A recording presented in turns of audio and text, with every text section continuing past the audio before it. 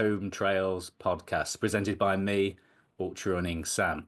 Now, this podcast is part of the Home Trails media entity that encompasses our Home Trails documentaries. You may have seen them on YouTube, so where we interview famous ultra runners from around the world and in the UK at the moment. We film them on the trail and in the home, obviously, Home Trails. Get those insights into their training, big races they've done, and then just their background information. Try and dig a bit deeper into what motivates them to go and do these amazing things that they do. Also, part of Home Trails is new for this year is our live podcast coming from big races. You may have seen us at the Spine Race in January. We were there doing our thing all week.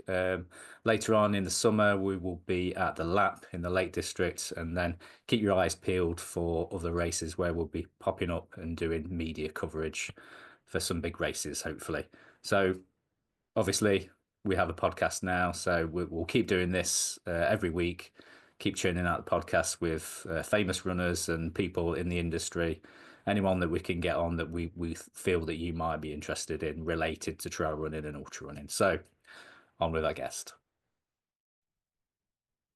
Okay, so welcome to the Home Trails podcast. So bit bleary-eyed this morning. It's 7 a.m. in the UK, so we're recording early so that we can get an episode in with Pip from Kailas, who's out in Chamonix for UTMB week. So I just thought I'd get her on. This is sort of the last chance before I go on my holidays later on today, off to sunny Corfu in Greece. So looking forward to doing a bit of running on the beach and drinking some cold mythos. A well-deserved holiday finally after a long year. So it's just some preamble stuff. So before we start our chat with Pip, so firstly, I just wanted to thank everybody for getting on board with the WhatsApp group. I was amazed at how quickly everybody took it up and how popular it is. So I was a bit worried at first about setting it up and just worried whether people would want it, because there's quite a few people on the Facebook page, but it doesn't get a massive amount of interaction. I kind of put stuff on there, and a few people see it and stuff, and I thought, is Facebook on its way out? I mean, obviously for a lot of people, it's been on its way out for a long time, and I kind of just used it because I just thought everybody would, of our demographic, middle-aged men and women doing ultra running. I thought Facebook would still resonate, but I thought, let's get down with the kids and get the WhatsApp group going. So I set it up, and like within the first sort of 24 hours, it sort of lit up, and everyone was joining. So if you haven't joined yet, get on there. You don't. I know what it's like with WhatsApp groups. You kind of think, not another WhatsApp group. Can't be bothered to see all the messages, but don't. I'm obviously on there. I set it up. I don't look at it all the time. I don't feel obliged to look at it all the time. If there's something important on there, you'll see, because a load of messages will all go up really quick, and you can sort of dive in and see what's going on. But if you want to sort of dip in and out, don't feel bad about muting it, put archive in the chat, putting it to one side, and then just dipping in when something happens in the sport, or something's happening with an episode. But obviously, get on board if you can. So if you haven't seen it, I'll just tell you what we've got on there. So under the Home Trails banner, we've got announcements. Obviously, that's just general stuff. We've got news and banter, which seems to be the most popular one. And that's kind of just like day-to-day stuff. People putting stuff on there about anything that's going on. Racing, so some stuff on there about UTMB and everything. Gear, that'll be where the discount codes are and everything. Home Trails documentaries, I'll put all the documentaries on there, videos, articles, that'll be books and magazine articles that any of us have either written or find good. Mental health, that'll get bigger as we go. And then the podcast, so that'll just be where episodes are and chat about that. So, right, Pip is there, so we're going to have to get her on. So I'll just pause for a second and be back on with Pip. Okay, we are recording again. So welcome back to the Home Trails podcast, Pippa. Actually, I've never asked you how you pronounce your last name. Is it Ebel or Ebel? It's Ebel, yeah. A bit like Ebel. evil, but Ebel. Probably not a good way to remember it, is it? I should come up with something different. There is Ebel. Yeah. So you've been in Chamonix all week, haven't you? How has it been for you? Like personally, how's it been for you? I know obviously there with Kailas and everything, but for you, how has your UTMB week been? Yeah, I think when you come here with a brand, it is pretty hectic. I think there's kind of everyone is everywhere and you're bumping into everyone every 2 minutes. So Chamonix is kind of full of friends, which is amazing, but it is also chaotic. But yeah, it's in terms of the races and the vibe, obviously it's been amazing. Yeah.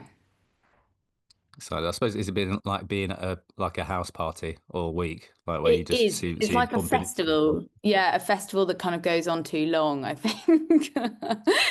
I was talking to the boys from Vibram and it was Tuesday and they were like, it feels like it should be Friday already. I'm already wiped.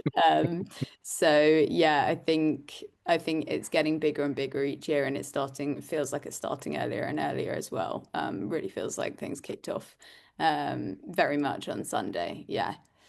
Mm. I don't know enough about I know a bit about Vibram, however you pronounce it. But it seems like they've gone from being just like this company that this not a boring company, but a company that kind of just makes soles for shoes to turning into a bit of like they're like kind of like rock stars now, aren't they? With Yeah. everybody well into it. Yeah, I think they are. I think probably what's happened is obviously they are the providers for some of the best shoes in the world, including ours, at Yeah. Kailas. But I think that's given them a really high profile. And then what they've done is they've got their own team of athletes as well, some of whom we share who are incredibly dynamic and I think present on the scene as well. So yeah, they're as dynamic as some of the major shoe brands now, I'd say. Yeah. Yeah, definitely. Yeah. So speaking of other brands then, other than Kailas, who have you sort of who's surprised you this week's like sort of brand wise and then because I know it's a Yeah, good time to I'm activate into I mean, I'd say there have been some really cool activations, and some great stands as well. I'm always really interested in how people kind of make up their stands, and ours has been kind of clean and polished, kind of slicker finish. There are lots of kind of cocktail booths being done, obviously non-alcoholic, because runners would never drink alcohol, would they? Would they, Sam? no, no, Um, never. so yeah, some kind of gel inspired cocktails, which I'm not Ugh. 100% sure on, but there we go. Innovate, some things go wrong. But there were kind of inflatable shoes and kind of coffee pop-ups. So yeah, it's some really nice stuff going on from various brands. I saw that one of the nutrition brands kind of appeared as a massive inflatable gel walking around town, which I thought was quite fun. So yeah, there's always some good things to look at. I think in terms of delivery on the brands front, ASICS yesterday at OCC was hugely present in the Mm, top 10. And yeah, I would say, they signed Tom Evans mm. earlier this year. They're making kind of big waves, they're making big statements, I think. So yeah, that's been quite an obvious one, I'd say. Are people sort of buying that? Asics coming into trail running. What's the as somebody from another brand in Yeah. established? How what's the feeling from the other brands about how they're coming into the sport? Yeah, I guess what I'd say about Asics is quite a similar comparison with Brooks in that Mm, there's really good knowledge about the brand because of the road shoe, which are really trusted, and I've trusted both of those brands hugely, still do, because Kailas doesn't produce road shoes, so I feel very comfortable saying that I'm a kind of mm, Brooks and Asics wearer on the road, and so I think they've got that reliability and trust. And that aids when you then convert and kind of develop new products. That being said, I think probably there's less dynamism in both of those brands from a kind of branding perspective and kind of what they're doing visually. But you know, how important is that? I think that's a valid question, but from an onlooking perspective, and particularly being in marketing, I think there are very different styles there to a group like Adidas, right? mm, yeah.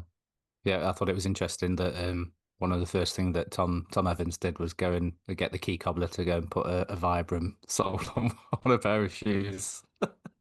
Yeah, which has happened with Brooks as well.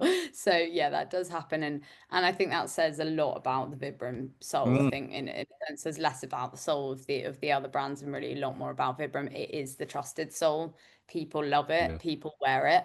Mm. Whether they're hikers or whether they're runners, there's a lot of brand recognition there. So yeah, Those sort of brands like Brooks and Essex. It's you just wonder what's taking them so long because obviously like Scott Jurek was a Brooks runner, wasn't he? Like for years and years and years. So yeah, you wonder why they've not had such a bigger presence in trail running by now when they had one of the greatest of all time, Scott Jurek. Yeah, it's interesting yeah. how brands sort of change and sort of develop over the years. But I thought it's interesting you say about Kailas not having a road shoe. Is that something that is going to change or?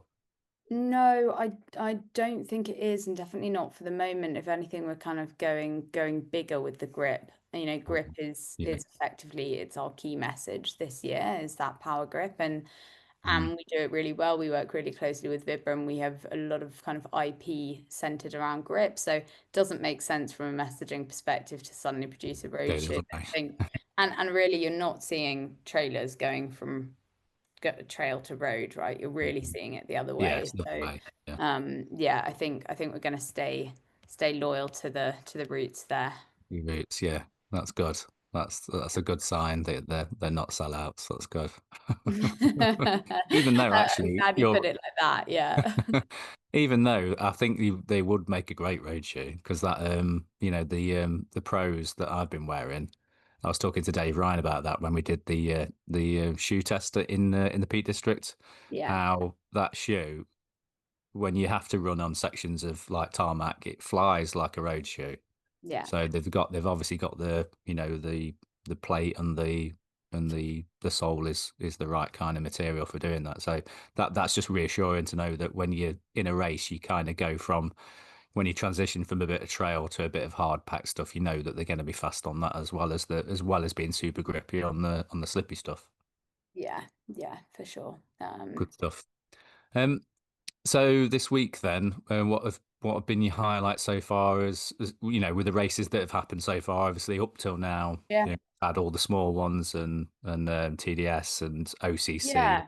today and I everything. mean, it's funny you say the small ones, Sam, because one of them's 300 kilometers, right? I know the forgotten race PTL. Well, I think that's the point. Is honestly my highlights have been the ones that no one talks about because they are really important races. They're the spirit of trail, and I think it's such a shame they don't get more kudos, Coverage, right? yeah. Because PTL, these guys and girls, they're finishing 25,000 meters, and they kind of crawl in, and people are like, oh, who are these two?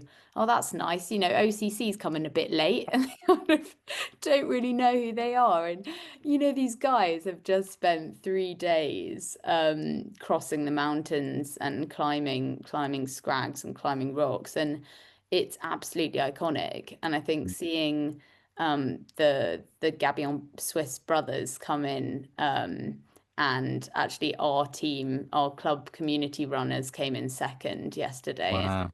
and that was very emotional seeing both of those two come in. Yeah, what a feat. So I think that being bang in the middle of OCC top three male finishers was an unideal moment, I'd say, for them. But yeah, it's a beautiful race, and it's a race that you do need to qualify for in terms of technical competencies. Mm, And skills, yeah. it's a race without glory in many ways, without official glory. And you know, the tracking is still off, so no one has any idea who's come second, third, or fourth Oh, really? still. So yeah, I think PTL is lost a bit in the shadows of the others. Could say the same about TDS. These are races that, you know, you don't collect stones for years to do. These are Mm, races that require a level of expertise to go into, and they're incredibly tough. So I've really enjoyed seeing those. TDS, amazing finish in 22 hours by Kareth, female 18 hours Mm. by Antoine as well. So really, really great racing in those. Um, on our side, we've had very, very exciting second places, almost first places. Mm. But yeah, second place on the ETC by Maria Fuentes, who is an absolute machine and rising star in the world of shorter distances. She's a Spanish rocket, and she hasn't done Golden Trail yet, but is coming. She's done her Wow. first Yeah.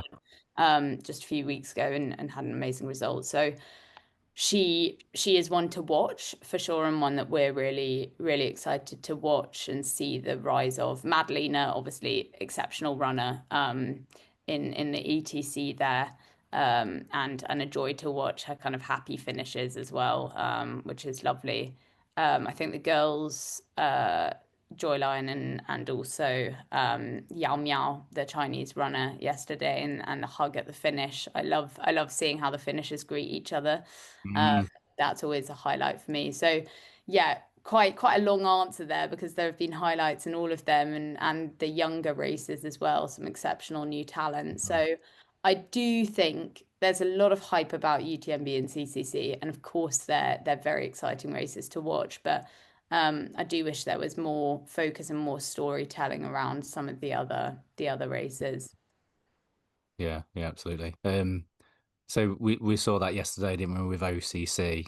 Like what that you mentioned, like the finish line hugs. Were you there to see Jim come in and his little Yeah, yeah. celebration? So obviously, I didn't mention that just now because I imagine we were gonna talk about that, and that was an incredibly exciting, intense moment for our team because our pop-up store is right next to the finish line. Amazing. So we are literally a meter from the finish Wow. line, and um, we could see that he was at the front, our lovely Christian Minaggio. And Yeah. what I love about Christian, not only is he an absolute beast, but he's also a dark horse. He doesn't really talk to media, and that's partly because he doesn't speak a word of English. Oh Um, no. but it's also because that's not the kind of person he is. He does this because he loves to run. And on Mm. our athlete camp in March, we basically didn't see him. He was just always running. We were about to go for a training run, and he'd come back from another training run, and kind of was running to the restaurants when we were in the car. So Well, he's absolutely nuts in the best way. And there are so many stories about him. He lives in the mountains with the goats in a hut. So he is a phenomenal runner, but really goes under the radar. And I think mm. what was great is to see him coming out and people being like, "Who is this Who's guy this guy? taking on Jim and leading for right until the end?" It wasn't a surprise for our team because we've seen him take the Mm. lead in the Sky running series. Yeah. He's been right at the top of his game for a few years.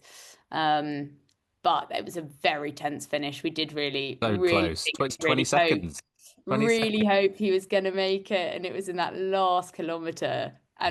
Because we all know Chamonix very well, you know exactly where they are on course and quite how close it is. And Jim absolutely was fighting. You could see that he was scared. And yesterday he said, he was pushed on by fear, not by kind of excitement. So yeah, it was super exciting to watch. We're all so close together, weren't they? Is that like the top five were Amazing. Yeah. because they were saying last year, I heard some commentary that last year it was like 20 minutes between like Yeah. the front pack and everything Yeah. and everybody else, and this was just like everybody just all piled in together. So Yeah. I was working, but I managed to just finish work and just get YouTube on and see the finish just as Yeah. like Jim was making that move and everything. Um, and I just couldn't believe how everybody all just came in together so fast. I It was know. like I know. wild, wasn't it? I spoke to just over messaging Chris, what's his last name? The UK runner, Chris Jones, isn't it? Chris Yeah. Jones, It's Christian true. Jones, and he was doing so well at the front for so long as well. But Yeah. it's just one of those things, isn't it? When you've got you know talent like that at the front, and the Yeah. the lead can just change so quickly, can't it? Yeah, absolutely. And it's going to be very exciting for CCC and UTMB. It is when you see that stacked field. There is still uncertainty even when you've got Killian and Jim in the mix. And that's great for the top runners. They want that competition as well. Mm. Yeah, that's it. Yeah, I remember speaking to somebody about, I think it was Keith Wigley, UK runner, Yeah. about him sort of doing races where you're lining up against these well-known names and just saying, do you have sort of are you still kind of fanboying these runners, or do you feel like they're like your compatriots on the same level as you, sort of thing? And he was just saying how excited he is to be racing people at the Yeah. top. That it's not like a fear thing. It's just like you may have a bit of imposter syndrome occasionally, but most of the time you're just so happy to be included in that league of runners that you just want to do your best and see how well you can do against the best. And I suppose that's Yeah. exactly what these races are about, aren't they, this week? Yeah, absolutely. Um, So what have we got left then? We have got left CCC, haven't we? Yeah. And then UTMB, the big one. What are your thoughts on these next two races then? Who have you got? Who are you lining up for the Yeah, so podiums?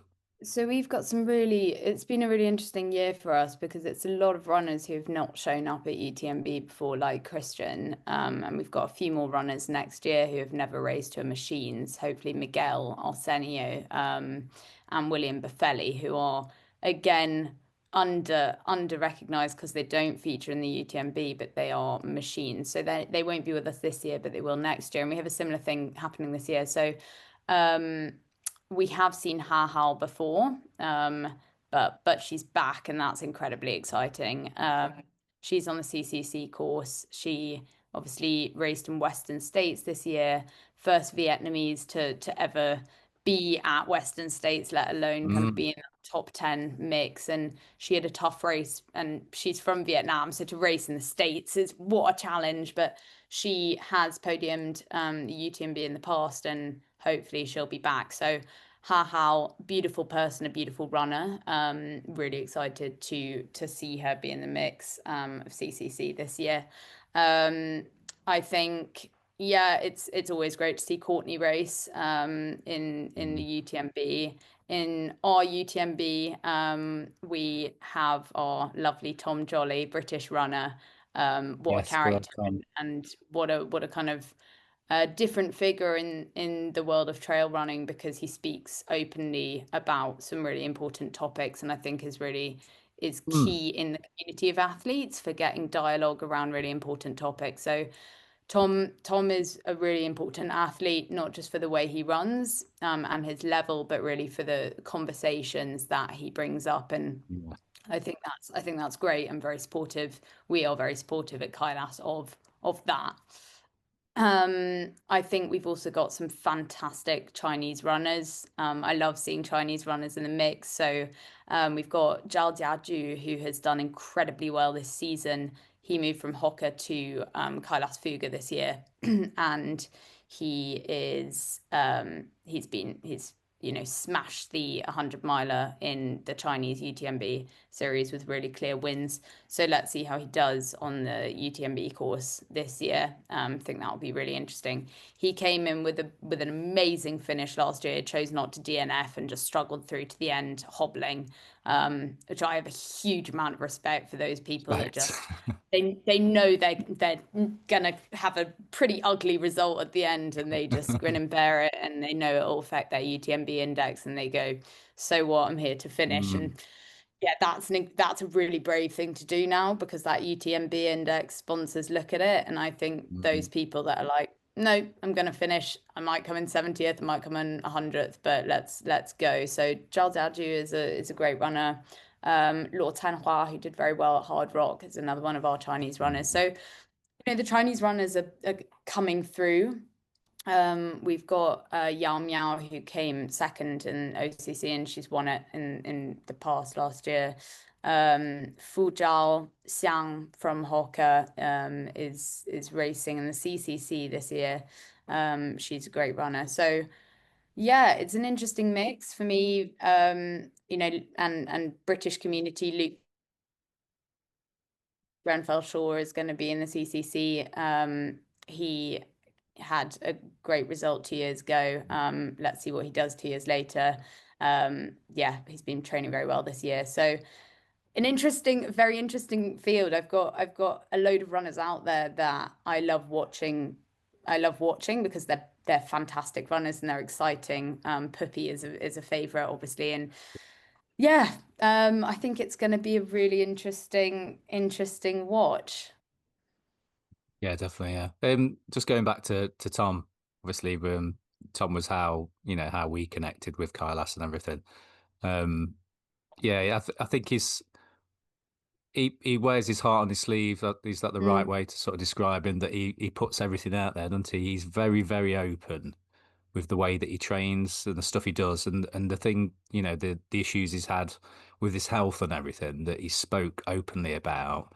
And recently he's had a bit of criticism over that, hasn't he? The fact that he had to go and have some iron infusions and stuff. yeah, And most people would have sort of kept that quiet just yeah, because, not that there was anything wrong in doing that, out of a race scenario, but for people could sort of cast dispersions on him.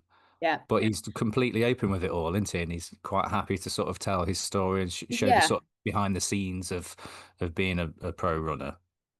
Absolutely, and I think it's a super brave thing to do because publishing that kind of thing that there's going to be a response. He's Mm. perfectly aware sending that's a choice, and I think it's really really sensible that if questions are raised later down the line, you've protected yourself because you've been open and transparent, and I think he has that approach of transparency, and there should be a lot more of that from people.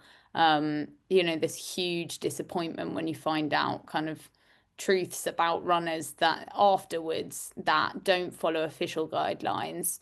And Tom has Mm. been very clear this is within the official guidelines, and that's ultimately what you've got to respect because it's very subjective. Otherwise, you're saying, oh, you can't do this, you can do that. Mm. Follow the guidelines, and you're within your rights to do what you want to make sure that you're in the best health. So, um, I personally think that was brave. I think he opens up interesting discussions, and um, yeah, I think that's a big contribution to the sport as it grows and changes. Mm. Yeah, I'm looking forward to see how he does. Yeah, Yeah, I'm rooting for him. I'm just want him to have I mean, he's had some great results, hasn't he, over the last yeah, year and stuff. But I know how important UTMB is to him, so I just want him to do well and yeah, do his best. Yeah. You also mentioned Luke Grenfell Shaw. So Luke's been on the podcast before. He's another sort of open and an honest runner because of his past and everything. So he's kind of lays everything out there. So it's gonna be interesting. There's yeah, as far as like the big race on when that starts. How are you feeling about the famous names that people are putting forward to win that? What are your thoughts on how people are going to do? Because I've heard I've listened to a lot of the interviews with the contenders, and I thought Tom Evans's interviews with like Free Trail and Single Track were quite interesting because I feel like he's either going to show up with like new dad power, dad yeah, strength, so dad, or he's just going to be wrecked from all the sleepless nights. And yeah, I'm not sure it could go one of two ways. And also, I've never heard him sort of talk about having a training block that was fun because he doesn't seem like the kind of guy that. No disrespect to Tom, but he doesn't yeah. seem like the Go on, funnest Sam, guy. say it. Doesn't seem like the funnest guy at times. So him describing a training block as fun, I thought was quite interesting. Yeah, And is that kind of a new phase for him? And is he going to really show up and put Essex yeah, on the map, or yeah? Because even Free Trail, who are like big supporters of him, they sort of yeah. predicted him to be not winning it. I think it's a really interesting point, and you know, it's a it's a really interesting point in someone's career post. yeah, having a new family member join, and Mm. whether that's the first or the second, I think the pressures are the same. We've seen some incredible results in the women coming back, 6 months after Yeah, giving birth to win amazing. and podium. That happens countless times, and Yeah. that's phenomenal. Mm. I think, Killian had another child Mm. just before, I think like a day before Chianti, Mm. which was then, a few months before Western States. And he's not had as good results, right? He came second to Jim, um, and was Third further at Western behind State. on Yeah. Western States. Mm. So yeah, there is a question mark, I think, and it's really difficult to maintain that balance, for the men as well. And let's see how he does. I think you're right. There's been a change in tone, but he trains very seriously. Mm. So whether he's having fun or not, when I see when I see how he trains on the treadmill, it doesn't look very fun to me. But there we go. We all get our kicks in different ways, don't we? So Yeah. yeah, I think Tom will be a really interesting one to watch. Um, Abby obviously had an incredible result in the women's, coming first at Western States. Courtney took the lead at Lavaredo. So um, I think those are going to be interesting ones. Ruth Croft as well. Mm. Very rough. Mm. Yeah, so I think I'm kind of more interested in the female side, just because we're really seeing people that have taken Mm. first positions in the major races this year. And yeah, It's a curious battle. to It's going to be a see. battle for sure, isn't it? Yeah, and I guess curious to see how the kind of, first, second, and third, whoever they are, how big is the gap? Because I think you mentioned that, Sam, like that gap is closing, and it's Mm. unsurprising in OCC when you've got a shorter race. But are we going to see really close races today as well? Mm. Um, yeah, Be interesting. How's the weather affecting things? Because I know obviously it's unpredictable, isn't it, in Chamonix? yeah. You're in the mountains, aren't you? And things change quickly. I'd seen like pictures of people looking like drowned rats earlier in the week, and Yeah. even like like one of the shoe tests that you did, you all looked like you were absolutely soaked as well. Oh yeah, absolutely. Poor Tom Joly led us into the into the storm. But no, beginning of the week there was some pretty bad weather, then it cleared up again. ETC had great conditions. OCC pretty mixed, I'd say. Quite nice conditions as well, because it might have been wet, but it was cool. Today is Mm. cool. I went for a morning run. I'd say this is really nice temperature this morning, but I mean, it really, the heavens opened last night at about 10 p.m. So the ground is going to be wet. That's really going to affect. Let's hope people have Vibram soles, because otherwise they're going to be sliding around. Yeah, definitely. Is this sort of people were kind of saying in the commentary, in a podcast and stuff, that when the weather turns like this, it favors sort of European runners over, US runners and stuff like that. And then you do hear about when US runners come over for the first time and they're not just not ready for UTMB and the kind of conditions and the terrain and everything. Yeah, totally. I mean, I think definitely coming from the States to here, obviously depending where you are, but the terrain is really different, and those wet conditions, if Western States was your last race, this is going to be quite a change up. Mm. Interestingly enough, though, I've been speaking to a lot of Italians this week in the store, and they have all said we don't want it to be cold. We're really much better in hot conditions. Mm. Um, and for a lot of Asian runners as well, I'd say hot conditions are pretty good. They're used to humidity. They're also very used to wet conditions. If you're coming from Malaysia or Vietnam, or southern China, you're running in either high humidity or wet ground. And so that could be a real advantage for Hao and Fujal. So let's see how they get on. But I think you're right. Yeah, the US, the move from the States to Europe in terms of terrain and climate is pretty tough. Mm. Yeah, it took Jim a couple of years, didn't it, to figure it out. Yeah, you had to come and live, basically go and live Yeah, over there and say, yeah, become French. yeah. Amazing. So for you then, for Kailas then, is it been, a success? Is this something that's gets bigger for you every year, going forward? What is the plan for Kailas and UTMB? Yeah, it's been a huge year for us because we've opened our first physical space in Europe. It was a pop-up, so it's kind of, it's more showcasing our products and giving people, we're calling it base camp Mm. because we've done a lot of social runs that started 2 weeks ago. Um, So that's that's not a been permanent. That's not a permanent shop then. not a It's permanent space, but we're getting there, Sam.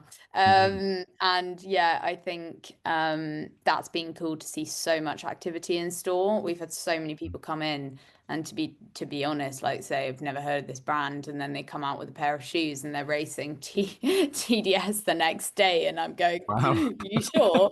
As a runner, not as a seller, I'm Yeah, saying that's quite bold. that Um, is. but that's been probably, a super exciting thing so far for us to see our runners on the podium. Again, being honest, we haven't had as many in the past, and I think we're going to have a lot more in future Mm. years. That is a major goal to see our runners take the win in some of these races next year. So yeah, let's see what we can do this year with the races today. But I think more shops, more presence, more runners taking those podium places for us. Yeah, yeah. It's exciting, isn't it? It must be exciting for you, like with your role with Kailas, seeing how things are sort of. Are you happy personally, from like a working point of view that things are working out marketing wise? Yeah, I think from the base camp perspective, just having that physical space, I think it's so exciting for us to see that next to the start line. And that is a huge moment, for sales and marketing teams that we're seeing ourselves be seen. Mm. And the positive reaction to our shoes because we believe in them and but what's important is that other people believe in them too and I think yeah we've seen that this year so yeah it's very gratifying and it's really motivating to keep doing more and keep drilling down. Mm. Yeah, awesome. Looking forward to what the future brings. Um, Obviously, yeah, we have not really had you on the podcast properly to sort of interview you for your running and everything, but what have you got planned coming up? Because obviously this is going to absolutely knacker you out for a bit, isn't it? All this Yeah. all this stress and pressure and everything. What have you got planned and what do you plan to do race wise? Yeah. Yeah, so I've got a race in exactly a month, which is going to be the toughest race I've done ever. It's a race up at 3,500 meters and it goes over 4,000 in places. So it's Wow. high altitude. It's 55K, but with 5,500 meters elevation Nice. on a glacier. So it's going to be one of the world's most epic races. It's Kailas's race. Yeah. And Fuga are really doing something quite extreme there. I am also going to be inviting media to come. So Sam and other media, there's an invite to China, and I think people would get a lot out of that to Mm. come and see the races there. So that's going to be my big race. I don't think it's going to go well. I don't have high hopes for a podium, but it's going to be a journey, and yeah, that's going to be pretty exciting.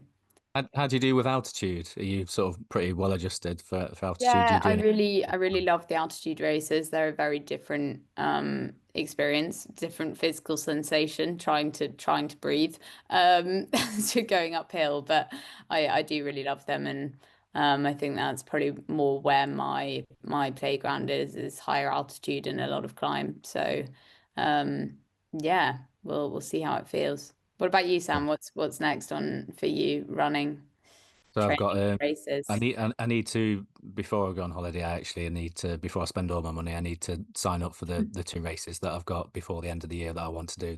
There are still places on. So one local to me in the Peak District, Ranger Ultras. They do a peaks south and north race, so it's like a two-day stage race, or you can do each stage individually. And I'm still umming and ahhing about what to do because a few years back, I'm talking a few years back, I used to hold the course record for the weekend. So I broke the course record by like 20 minutes. How many, what year it was? Was it 22? Might have been 2022. And that was probably one of my best like multi-day performances that I ever had. So I'm like, as much as I want to go back, I'm also thinking I won't be going back and breaking a course record this time. So I just need Yeah. to just sort of put that to one side and go and do it. Because I love all the Peak Districts and those races as well. Ranger Yeah. Ultras, Stu Westfield. So Stu Westfield, who runs those races, he used to be the safety guy on the spine race, so he knows what he's doing. He puts on like Yeah. low, they're like sort of the low cost, so low. I'm trying to think budget friendly races in the Peak District and Yorkshire, and they're quite low key, but they're great races and they're competitive locally. So I'm gonna have a go and do one of those, and I'll be wearing my Fugas, Love to my hear it. Love pros. to hear it, Yeah, I'll Sam. get some photos for you. And then also, if there's still places, I haven't checked this week, but there was last week. Tour de Helvellyn in December, up Oh, in the nice. lakes. Yeah. That's um that's a classic lakes winter race that I'm going to do in preparation. It's about, is it 3 weeks or 4 weeks before Spine Challenger South, which I'm in for. So the 108. So the first bit of the Pennine Way, Yeah. Edel to Hawes. Yeah, it is Hawes. Yeah. So that'll be me for the next 3 months. I'll be burying myself in training, and Yeah. hopefully I'll get through that. So I'll be sure to get lots of photos of me in my Kailas Fuga gear. Great. Great. And best of luck with the training. Yeah. I need it. Sounds like a pretty good program ahead for you. Yeah, yeah, nice autumn and winter of racing. Looking Yeah. forward to it. Right. So we will keep in touch, and I'll get you back on the podcast. We probably should talk after you do this race then in next month. See, Very happy to. Yeah. yes, Yeah. see how you got on and see how much of a success it was for Kailas as well. Brilliant. Good. Thanks so much, Sam. Thanks for giving up your time. I appreciate No you. You're worries. very busy this week. Talk to you No, soon. cool. Chat to you soon. Cheers, Bye mate. bye. See you. Bye bye bye. Thanks for listening, everyone. Bye bye bye bye.